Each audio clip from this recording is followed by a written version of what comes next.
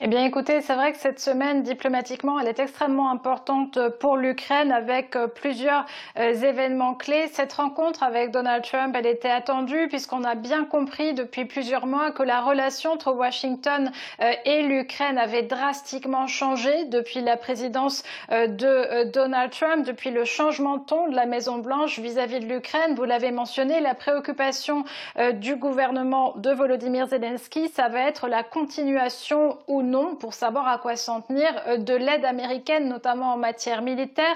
Anne Corpet parlait des missiles et des systèmes de défense antiaérien Patriot. Ils sont extrêmement utiles à l'Ukraine pour tenter de répondre, de contrer les frappes aériennes quotidiennes lancées par la Russie contre l'Ukraine. Donc ce rendez-vous, il était très important. Il est au cœur des préoccupations des Ukrainiens par rapport à leur propre défense et finalement par rapport à leur survie. Et puis cette signature sur ce tribunal elle est importante symboliquement pour les Ukrainiens puisque des dizaines de milliers d'entre eux sont victimes des crimes russes tous les jours, pas seulement lors des attaques aériennes, mais aussi ceux qui vivent sous occupation. Rappelez-vous que plusieurs millions, près de 6 millions d'Ukrainiens vivent en territoire illégalement occupé.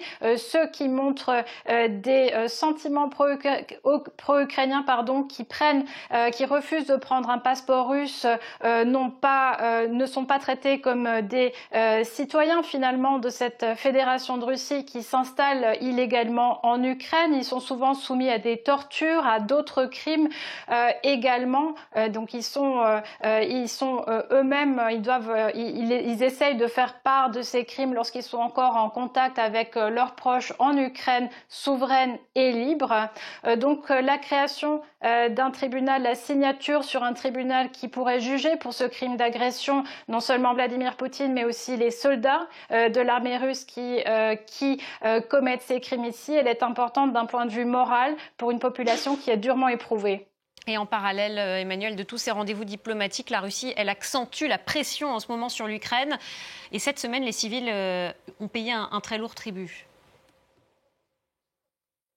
Tout à fait. Alors, pour ce mois de juin seulement, on a eu 3 attaques d'ampleur contre la capitale ukrainienne où les frappes hybrides, donc combinées de missiles, des dizaines de missiles, des centaines de drones ont été lancés. Hier, c'est la ville de Dnipro qui était frappée avec plus de 300 personnes blessées, 17 morts lorsque des missiles sont tombés sur la ville, dont un sur un train de passagers, un train avec des civils notamment. Donc la population elle est éprouvée. C'est aussi des bombardements qui se sont intensifiés ces derniers temps, à un moment où l'Ukraine semble passer au second plan. En tout cas, c'est le ressenti qu'on a un petit peu en Ukraine en raison du reste de l'actualité internationale, d'autres guerres également. Et donc il y a ce sentiment aussi parmi la population que l'Ukraine finalement elle commence à s'éloigner un peu du radar, notamment en Occident. Et puis pour vous donner une idée,